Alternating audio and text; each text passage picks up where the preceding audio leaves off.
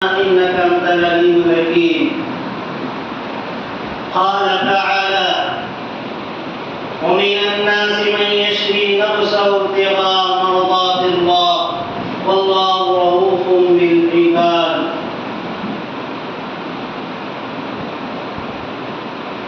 கண்ணியம் நிறைந்த அல்லாஹ்வின் நல்லடியார்களே, அன்பார்ந்த பெரியோர்களே, சகோதர சகோதரிகளே, தாய்மார்களே, அல்லாஹ்வுடைய அருளை கொண்டு நாம் இந்த ஹஜ்ஜுடைய மாதத்தை அடைந்திருக்கிறோம். இம்மாதத்திற்கு தில் ஹஜ்ஜி என்று பெயரிடப்பட்டு ஹஜ் செய்யக்கூடிய மாதம். ஒன்றொன்று இந்த மாதத்திற்கு பேரு தியாக செய்யக்கூடிய மாதம் என்றும் இடம்பெறுகிறது. அப்பேற்பட்ட மாதத்தை அடைந்த நம்முடைய இம்மாதத்துடைய வணக்க வழிபாடுகளை அல்லாஹ் ஏற்றுக்கொண்டு இருஉலகத்திலும் வெற்றியாளர்களாக ஆக்கி அருள்வானாக. அதிலங்களை படித்து பரிபாலித்து பக்குவப்படுத்திய அந்த ஏக இறைவனுக்கு போற்றி புகழ்த்திய வண்ணமாக இறை தூதர் பெருமானார் முஹம்மது முஸ்தபா ஸல்லல்லாஹு அலைஹி வஸல்லம் அவர்கள் மீது இறைவனுடைய சாந்தியும் சமாதானமும் நிலவச் செய்வானாக. அவரை பின்பற்றி வாழ்ந்த அந்த சஹாபாக்கள், தாபீகள், தபேதாபீகள், பலபாயிகள், ராஷிதீன்கள், எண்ணற்ற நல்லடியார்கள், குறிப்பாக இங்கு அமர்ந்து இருக்கக்கூடிய சகோதர சகோதரி மீதும் இறைவனுடைய சாந்தி சமாதானமும் நிலவச் செய்வானாக. வரக்கூடிய இந்த தியாக பெருநாளில் செய்யக்கூடிய தியாகங்களை அல்லாஹ் அவர்களுக்கு ஏற்றுக்கொண்டு அவருடைய வணக்க கபூல்களை கபூலாக்கி வைப்பானாக. கணியத்துக்குரிய சகோதரர்களே, அல்லாஹ்வின் நல்லடியார்களே, சென்ற வாரம் உங்கள் மத்தியில் இந்த ஹஜ் பெருநாளை பற்றி சில செய்திகளை உங்களுக்கு சொல்லியிருந்தோம். இன்னும் சில செய்திகளை நாம் இன்று அறிந்து கொள்வோம். அல்லாஹ் ரப்பல் ஆலமீன் தன்னுடைய திருமறை குர்ஆனிலே சொல்லி காட்டுகிறான், குமினன் நாஸ் மன் யஷ்ரி நஃப்ஸஹு இப்திகா. சில மனிதர்கள் இருக்கார்கள், தன்னுடைய ஆத்மாவை, தன்னுடைய வீரை அல்லாஹ்வுடைய பாதையிலே ஒப்படைக்க வேண்டும் என்ற தூய எண்ணத்துடன் இருக்கின்றார்கள். அவர்களை அல்லாஹ் மன்னிக்கட்டும், அவர்களுடைய வணக்க வழிபாடுகளை ஏற்றுக்கொள்ளட்டும். அப்பேற்பட்ட ஒரு மனிதர்களாக நாம் ஆக வேண்டும்.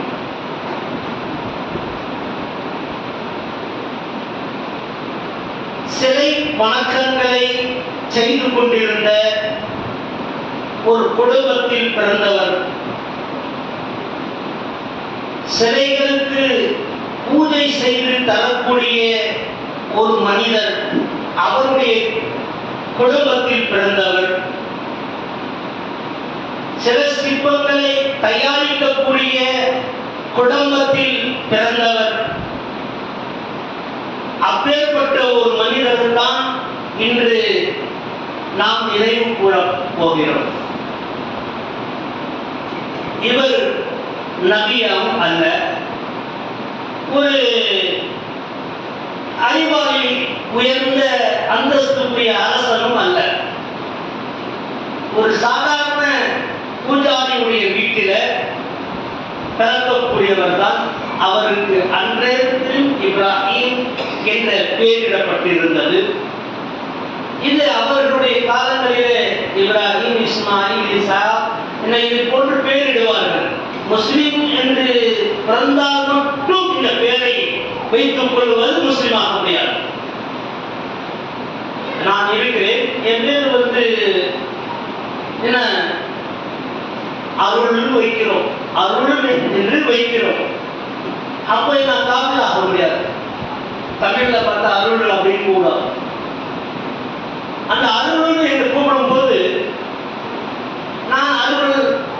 காபிரா இருப்பேன்னு நினைச்சாங்க. சிலர்கள் செல்வம் என்று பேர் வைத்திருக்காங்க. நம்ம மஸ்ஜிதுக்கு கூட ஒரு செல்வம் உம்ரி அவர்கள் பயன் செஞ்சாங்க. ஒரு செல்வம்னு சொன்னா இவர் காபிரா இருப்பாரா அப்படின்னு இல்லை. பேருனால் முஸ்லிம் ஆக முடியாது. நாம் தான் முசல்மான் என்று சொல்லுவோமே, அந்த மாதிரி பேரை கொண்டு கூட முஸ்லிம் ஆக முடியாது. அப்ப எதை கொண்டு முஸ்லிம் ஆக முடியும் அப்படின்னு சொன்னா அவருடைய வணக்க வழிபாடுகளும் நம்பிக்கையும் தான் அதனுடைய முஸ்லிம் ஆக முடியும். உதாரணத்திற்கு அந்த நேரத்தில் எல்லா பேர்களையும் நீங்க பார்த்தீர்கள் சொன்னால் முஸ்லிம்களாகவே இடம்பெற்றிருந்தது. ஆசர் என்று பெயரிடப்பட்டது அவருடைய தந்தைக்கு பேர். அவருடைய மனைவி ஹாஜிரா, இப்ராஹிமுடைய மனைவி ஹாஜிரா என்று பெயரிடப்பட்டிருந்தது. அவருடைய இரண்டாவது மனைவிக்கு சாரா என்று பெயரிடப்பட்டது. இந்த பெயரை கொண்டு அவர்கள் முஸ்லிம்களா என்றால் இல்லை, இல்லை. அல்லாஹ் இந்த அளவுக்கு சொல்லி காட்டுகிறார், ஒமா அனமினல் முஷ்ரிகி, எப்போதுமே முஷ்ரிக்காக காபிராக இருந்தவர்கள் கிடையாது. எதை கொண்டு வைத்து சொல்கிறார் என்று சொன்னால் அவருடைய ஒரு தியாகம், மனப்பான்மை எப்படி இருந்தது என்று சொன்னால், தன் தன்னை சிலைகளை தயாரித்து மக்களுக்கு விற்பனை செய்து அதிலிருந்து கிடைக்கக்கூடிய லாபத்தை விட்டு அவர்கள் தன்னுடைய உணவுகளை உண்ணக்கூடியவர்களாக இருந்தார்கள். அப்படி உண்ணி பழகக்கூடிய குடும்பத்தில் பிறந்தவர் தான் இப்ராஹிம் அலைஹி வஸலாத்து வஸலாம். அந்த இப்ராஹிம் அலைஹி வஸலாத்து வஸலாம் அவர்கள் தன் அறிவை வளர்க்கக்கூடிய நேரத்தில் 6 வயது அல்லது 7 வயது இருக்கக்கூடிய நேரத்தில் தன்னை தானே சிந்திக்கிறார்கள். என் தன்னை காலால் மிதித்து மண்ணை பசுக்கி நல்ல பதத்தை உண்டாக்கி அதிலிருந்து சிலைகளை உண்டாக்கி அதை வர்ணத்தை பூசி அதற்கு பிறகு அந்த வர்ணத்தை பூசின பிறகு காய்ந்து மக்களுக்கு மத்தியிலே கொடுத்து விற்பனை செய்து அதிலிருந்து காசு வாங்கி அந்த சிலைகளை மக்கள் வைத்து அதை வணக்கவும் வழிபடாதவர்களும் தன்னுடைய தெய்வங்களாகவும் கடவுளாகவும் வணங்குகின்றார்களே, இது எவ்வளவு சாத்தியமானது? இந்த சிந்தனை தான் அந்த 6-7 வயது பிள்ளைக்கு ஏற்படுத்தியது. இன்னைக்கு 10 வயது பிள்ளைகளுக்கு கூட அந்த எண்ணங்கள் வராது. ஆனால் அந்த சிறு வயது பிள்ளையை அந்த அளவுக்கு ஒரு பக்குவத்தை காணுகிறார். அதை தொடர்ந்து இது உண்மையிலே ஒரு கடவுள் இருந்தால் என்று சொன்னால் அதை இலாபத்தை ஏற்படுத்தி தர வேண்டும், ஒரு நஷ்டத்தையும் ஏற்படுத்தி தரணும், அல்லது ஒரு சோதனை ஏற்படுத்தி தர வேண்டும், அல்லது ஒரு துன்பத்தை ஆக்கி தர வேண்டும், அல்லது அந்த மனிதனுக்கு கருணை புரிய வேண்டும். எதுவுமே இல்லாத ஒரு சிற்பமாக கலக்கக்கூடியதை இது எனக்கு கடவுளாக அல்லாஹ்வாக ஆக இயலாது என்று புனிதமாக மனதில் எண்ணிக்கொண்டார்கள். அவர் எண்ணி பார்த்தது, சூரியனை பார்த்து சொன்னார்கள், இது பெரியதாக இருக்கிறது, இது உலகத்திற்கே வெளிச்சம் தரக்கூடியதாக இருக்கிறது, இதுதான் என்னுடைய கடவுளாக, என்னுடைய ரப்பாக, என்னுடைய அல்லாஹ்வாக இருக்க முடியும் என்று நினைத்தார்கள்.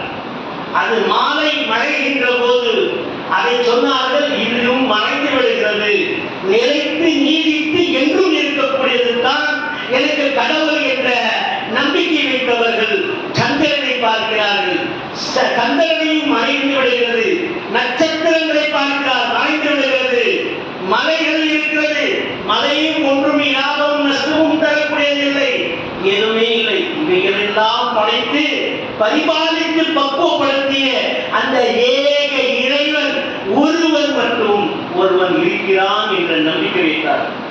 அப்போது அவருக்கு என்ன வகி வந்ததா, அல்லது ஜிப்ரீல் அலைஹிஸ்ஸலாம் சொன்னாரா?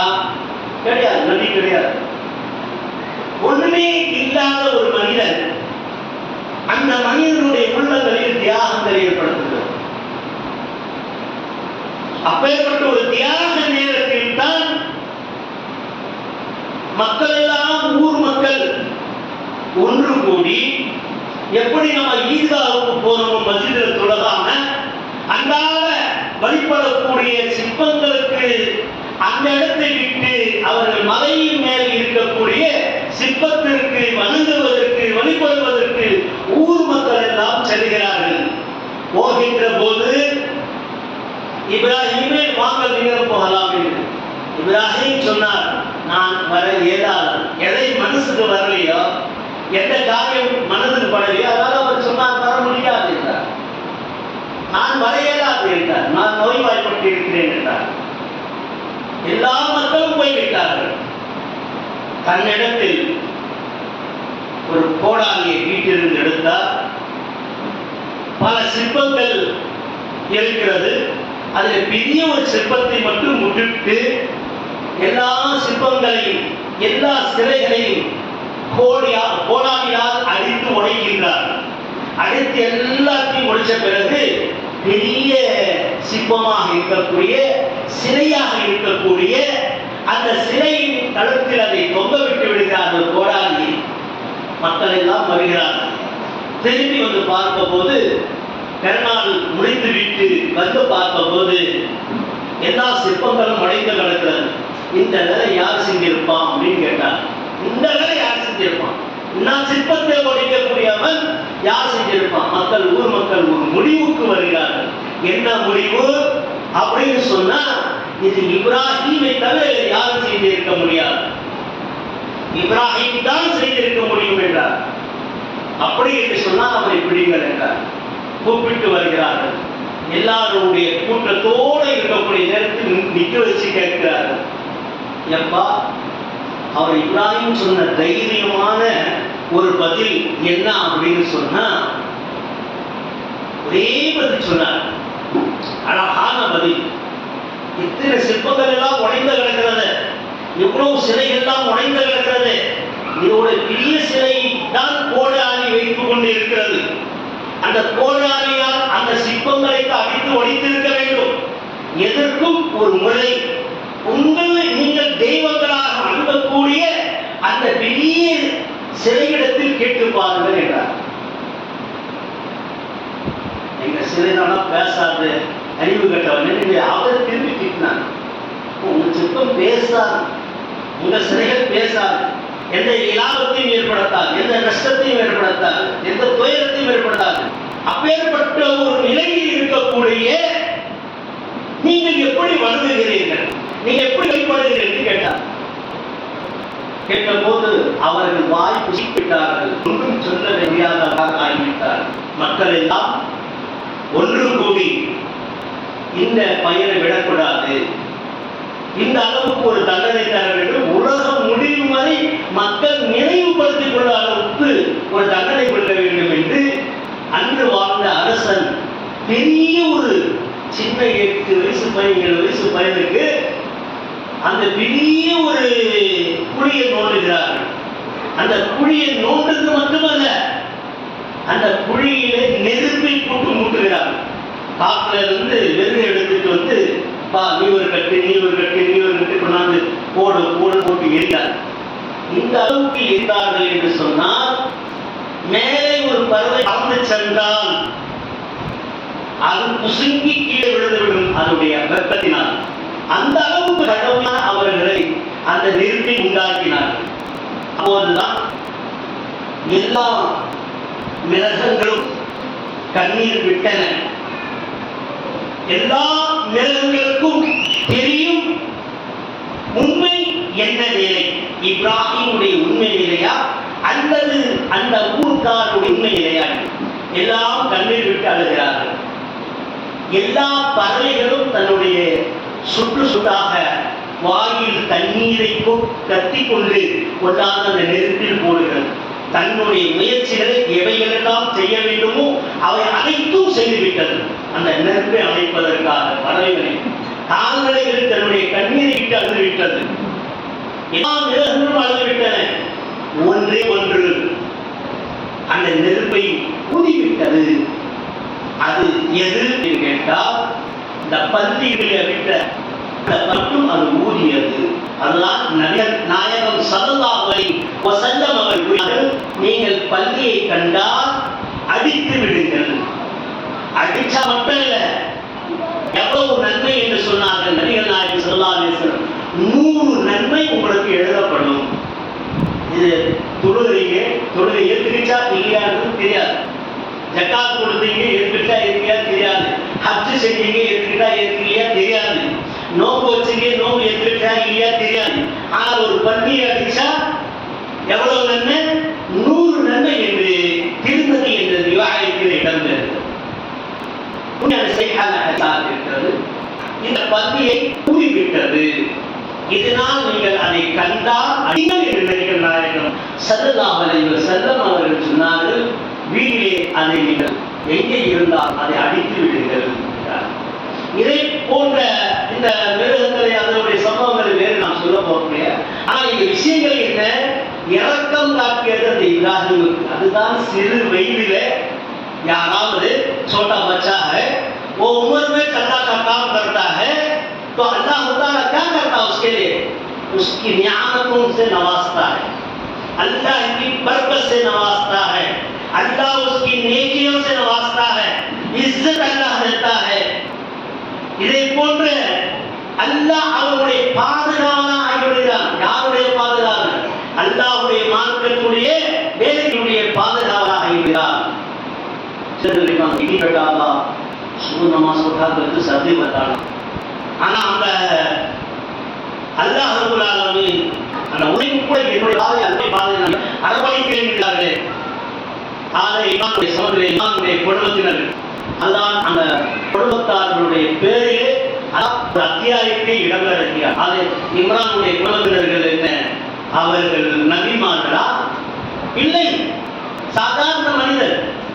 அவர் அல்லாஹ்வுடைய பாதையில் அர்ப்பணித்த காரணத்தினால் அல்லாஹ் அவர்களுடைய பேரிலே உஸ்வாக இருக்கிறார். இதுதான் அர்ப்பணிப்பவர்களுக்கு அல்லாஹ் ஒரு அடையாளத்தை இடுகிறார். இப்போது அடையாளம் விட முடியாது. நபி நாயகம் ஸல்லல்லாஹு அலைஹி வஸல்லம் பிறகு நிறைய பேர்கள் வந்து நல்ல காரியங்களை செய்கிறார். அவர் ஆபத்தான இடத்தை அல்லாஹ் பாதுகாப்பான். ஜெயிலுக்கு போற அவர் ஆடினா அவன் நல்லா பாதுகாப்பான். அல்லது ஒரு மனிதன் வழி தவறி ஹராமான காரியத்துக்கு போவான், அவன் எப்படி சாயில இருந்து குடிச்சு இழுப்பான், கரையில போய் அப்படி இழுப்பாங்க. இந்த மாதிரி வந்து ஒருவருக்கும் பாதுகாக்கப்படுவது அல்லாஹ் தருகிறான். உங்களுக்கு அவருடைய ஒரு பதவியின் பரிமாணங்களையும் கொடுத்து உயர்த்துகிறேன் என்றார் அல்லாஹ். நல்ல காரியங்களை செய்து ஆனால் அந்த இப்ராஹிம் நல்ல காரியம் செய்த காரணத்தினால் அவர்கள் காலம் வந்தது, அந்த நெருப்பில் தூக்கி போடக்கூடிய அந்த காலம் வந்தது.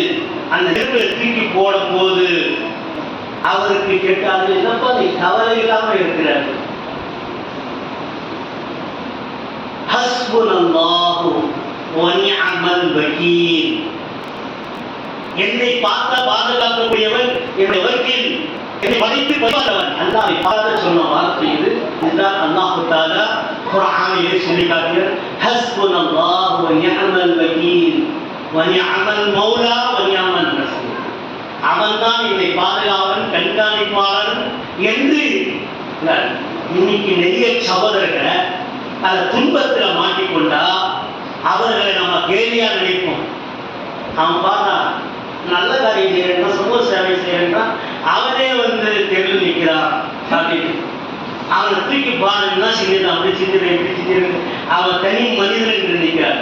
இல்லை, அதுதான் அவனோடு இருக்கிறனால அவன் அசைத்து பார்க்க முடியாது. இது நினைவில் வைத்துக் கொள்ள வேண்டும். நிறைய சகோதரர்கள் இது நினைவில் வைத்துக் கொண்டார் என்று சொன்னால் தானா அல்லாஹ் அவரை உயர்த்துவார். அல்லாஹ் உயர்த்துவார் என்று எண்ணி ஒரு காரியங்களில் ஈடுபட்டால் நிச்சயமா வெற்றி பெறும். ஆனால் ஒரு விஷயத்தை நாம் வச்சுக்கணும். பொதுவாகவும் நிகழ்விலும் பயான்களிலும் இந்த வசனத்தை ஓதாமல் இருக்க மாட்டியா? யார் உள்ளது நாம் ஒப்பூரும், யார் உள்ளது நாம் ஒப்பூரும் கவனம் சொல்லுங்க. ஈமான் கூட பேசுன உங்கள்கிட்ட பேசுங்க, பொய் பேசாதீங்க என்று சொல்லலாம். பொய் பேசாத, உண்மை பேசு, அதை நீ வெற்றி பெறுவ அப்படின்னு அல்லாஹ் சொல்றான். அந்த வெற்றி பெறுவேன் என்று சொல்லக்கூடிய நேரத்தில் அல்லாஹ்வே மூன்று விஷயங்களை சொல்லி காட்டினான். இஸ்ரேலக்கும் ஆனாலக்கும் அயகுபெருலக்கும் சொல்லுவாங்க. நான் மூன்று தன்மையை தந்துடுவேன். உண்மையை பேசுறேன்னு சொன்னா உனக்கு வந்து அல்லாஹ் மன்னிப்பான். உனக்கு வந்து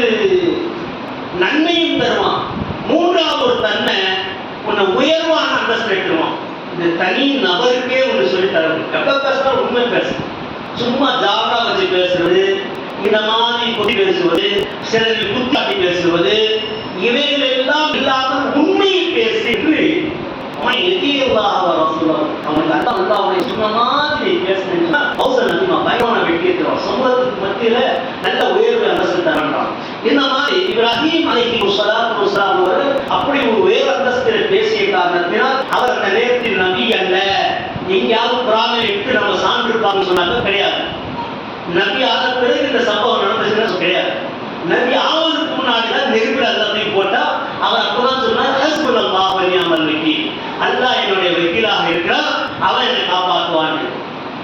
அப்போ நெருப்புல தூக்கி போடும் போதும் கூட அல்லாஹ் சொல்லியிருக்கிற குர்ஆன்ல ஏதாவது இப்ராஹிம் வந்து என்கிட்ட துவா கேட்டான், அப்படி கேட்கல, என்னை படைத்த பாதுகாப்பான் அப்படின்னா அப்படின்னு அல்லாஹ் சொல்லி காட்டுறாங்க. ரெண்டு குர்ஆனை சிந்திச்சு பார்க்க. அதே நேரத்தில் அல்லாஹ் கட்டளையிடுவதை அந்த நேரத்தில் யானாலும் ஒரு நெருப்பு யானாலும் கூடி வருடம் சலாமன் அலா இப்ராஹிம், இப்ராஹிமுக்காக நீ குளிர்ச்சியான மகளை போன்று ஆக்கி என்று அல்லாஹ் தஆலா நெருப்புக்கு தான் கட்டளையிடுகிறார். அந்த நெருப்பு கட்டளையிட்டவுடன் அந்த தூக்கி மக்கள் அதில் போடுறாங்க, செத்துருவான்பா அப்படின்னு நினைச்சாங்க. சில காலங்கள் கழிந்து அந்த நெருப்பு அணிந்தது. நாட்கள் காலங்கள் கழிந்திருந்த அந்த நெருப்பு அணிவதற்காக சுவை தணிவதற்காக வேண்டிய அந்த நெருப்பில் அவர்கள் ரோசா மலர்களை போன்று அவர் அதை படுத்துக் கொண்டிருக்கிறார்கள், குளிர்ச்சியாக படுத்துக் கொண்டிருக்கிறார். ஒண்ணுமே செய்ய முடியும். மக்களா ஊரை விட்டு தொருத்தி விட்டார்.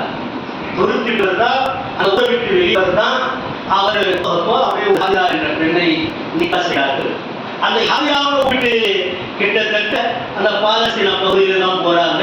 போகக்கூடிய நேரத்தில் அந்த ஒரு அரசன் என்ன செய்யறான்னு சொன்னா, யாராவது ஒரு பெண்கள் இருந்து அவங்களோட விபச்சாரம் செய்யக்கூடிய ஒரு பழக்கம் உள்ள அரசனா இருக்கிறார்.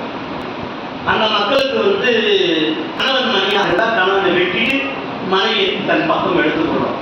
அதற்காக மட்டும் இப்ராஹிம் அலைஹிஸ்ஸலாம் என்ன சொல்றாங்க, ஒரே ஒரு புதிய சொல்றாங்க, இது என்னுடைய சகோதரி என்றார்.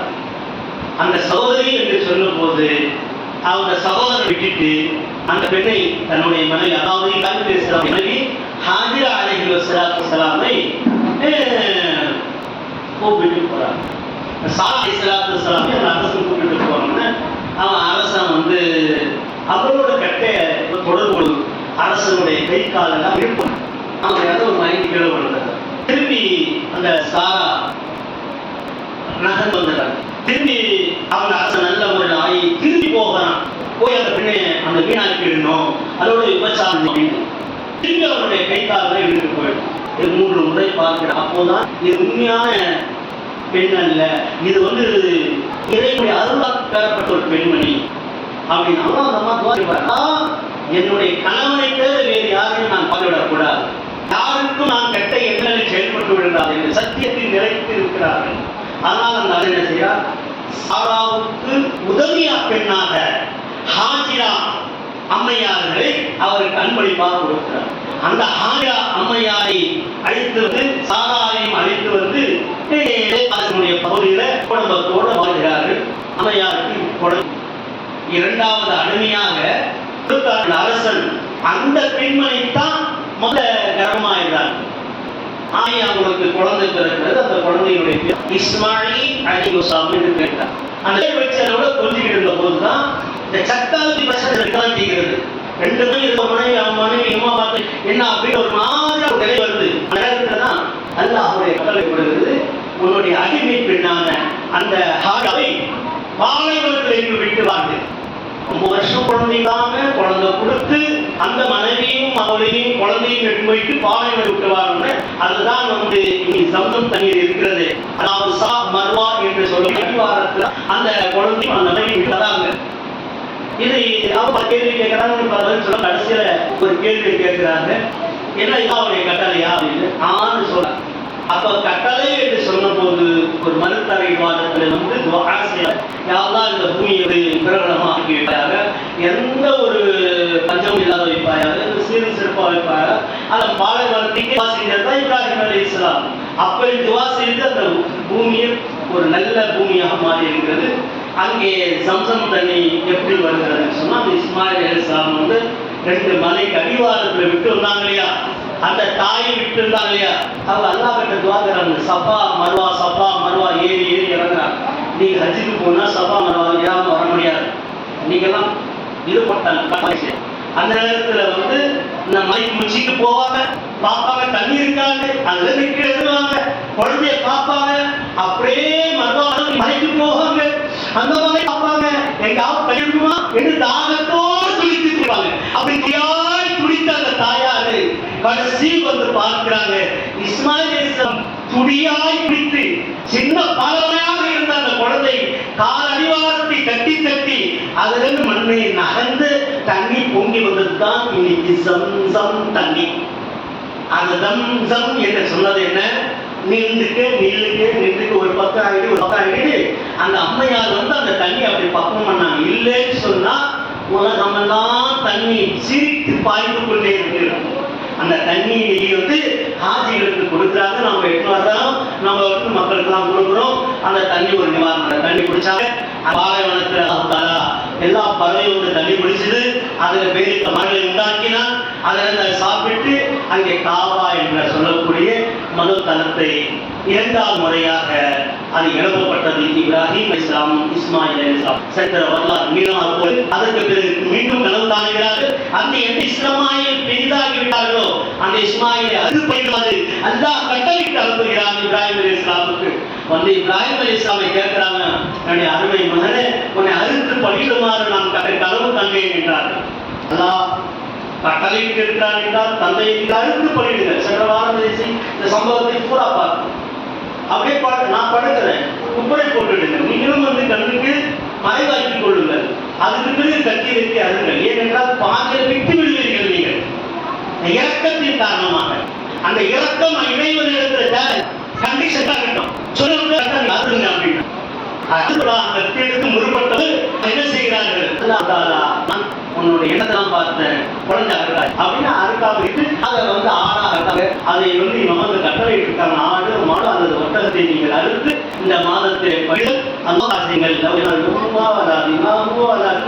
தப்பா அதனுடைய மாமிசத்தையோ அல்லது அதனுடைய மொழியோ அதனுடைய தோலோ அல்லது ரத்தமோ அதனுடைய கரியோ அல்ல இடத்தில் பேரு சேருவதில்லை, உங்களுடைய தக்குவா மட்டும்தான். லட்சம் ரூபாய்க்கு மாடு வாங்கினேன்னு சொல்லி கேட்டாலும் கூட அழக மாட்டாங்க. ஒரு 20,000 ரூபாய்க்கு ஒரு மாடை வாங்கி அறுத்தினாலும் ஏன் இந்த மாதிரி கம்மியாக வாங்கி அறுத்து கேட்க மாட்டாங்க. அந்த தக்குவா தான் நல்லா பார்க்கலாம். உன்னுடைய எவ்வளவு சக்தி இருக்கு அவ்வளோ வாங்க. சும்மா வந்து நீ அல்லாஹ்வுடைய வீட்டுக்கு முதல்ல தொழுக மாட்டான். 5 வேளை இவாதத்தே இருக்காது. இவன் வந்து குர்பான் கொடுக்குறான். 5 வேளை தொழுக மாட்டான். தொழுதாவுக்கு குர்பான் இல்லை. பசங்களே கௌசர் நாளும் இந்த தண்ணா தரக்கூடிய கலாகத்தை முகமது ஸல்லல்லாஹு கண்ட்ரோல் வச்சிருக்காங்க. தொழுப்ப முதல்ல தொழுகை இல்லாத ஒன்றும் கிடையாது. தொழுதுட்டு குர்பானி என்ன ஷானியக்காவில் நாம் அவர் ரசூலுல்லாஹி ஸல்லல்லாஹு அலைஹி வஸல்லம் வாரிசுதார் இல்லை என்று கருதுகிறார். நீங்கள்லாம் வாரிசுதாரர்கள் இருந்தால் அந்த அத்தியாயத்தில் நினைவுபடுத்தக்கூடிய அத்தியாயங்கள் எல்லாம் சின்ன சின்னதாக இருக்கும். கட்டளையிடப்பட்ட அத்தியாயங்கள்லாம் சின்ன சின்னதாக இருக்கும். அபூ லஹப் சாபத்தையிட்டப்பட்ட வசனங்கள்லாம் அத்தியாயங்கள்லாம் சின்ன சின்னதாக இருக்கும்.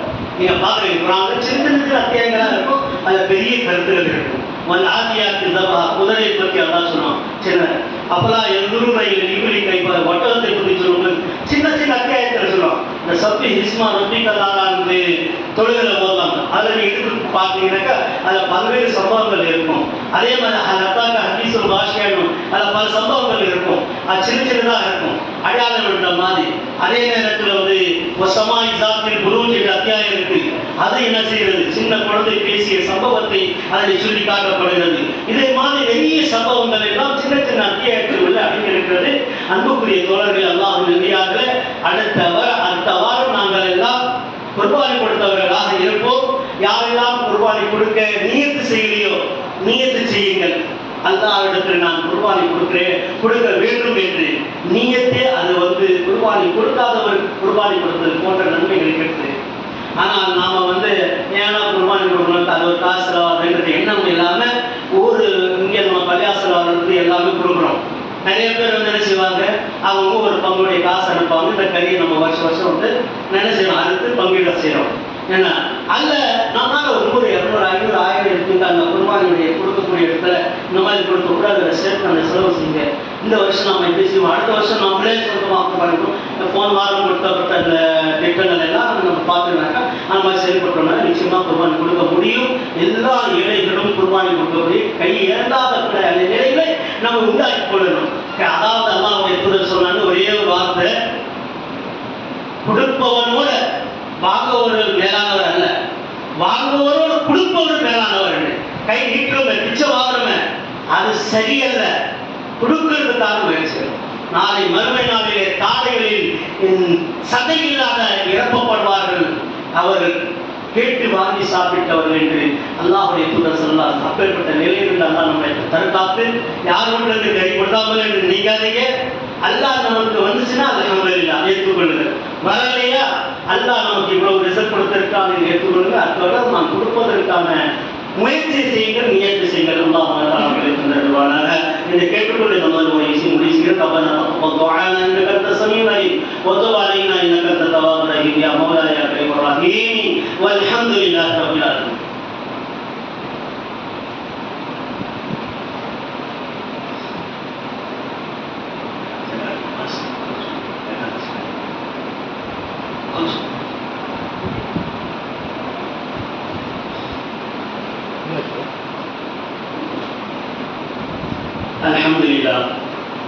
الحمد لله نحمده ونستعينه ونستغفره ونؤمن به ونتوكل عليه ونعوذ بالله من شرور أنفسنا ومن سيئات أعمالنا.